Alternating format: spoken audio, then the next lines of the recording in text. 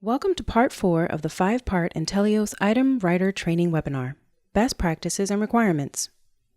There are just a few more things to keep in mind before you can begin volunteering as an item writer.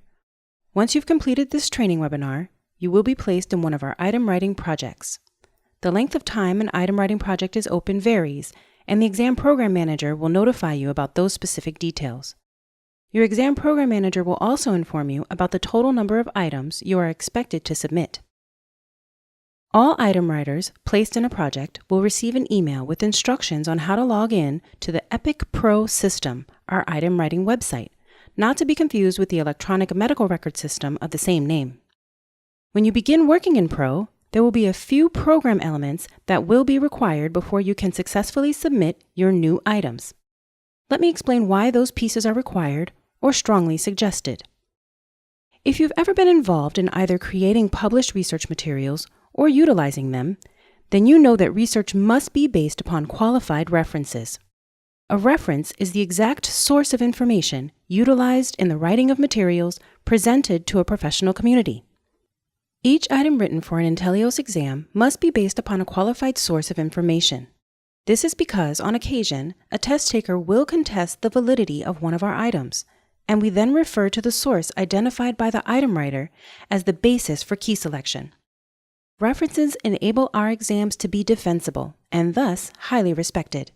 For these reasons, at least one reference is required for each new item.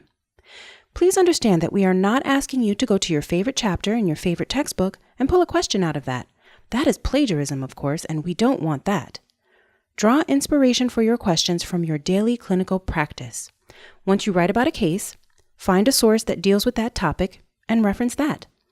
We recommend you use books or journals published within the last 10 years, nothing so old that it is no longer commonly accepted, and nothing so cutting edge that only a few clinics practice that way. Essentially, if you're testing about a fact, you should easily be able to find a valid reference. You will also notice that there is a rationale section in Pro. Unlike adding a reference, which is required, rationales are optional, but strongly suggested. You may recall that each newly written item must be reviewed by subject matter experts before it can be approved for use on an exam form. Rationales are used to help guide item reviewers on what the writer intended to test when crafting the question. A strong item focuses on a single concept. However, sometimes more than one issue may be observed in the first draft of a question. For example, the media used may demonstrate both a physiological issue and a technical problem. An author's rationale will guide reviewers on the writer's intent. At times, the issue may be so subtle the reviewers don't recognize the intent of the author. Rationales allow the reviewers to hone in on the purpose of the question and then revise it properly, if needed. Applied knowledge, particularly for a higher cognitive level question, may warrant a rationale in order to effectively move through the item review and revision process.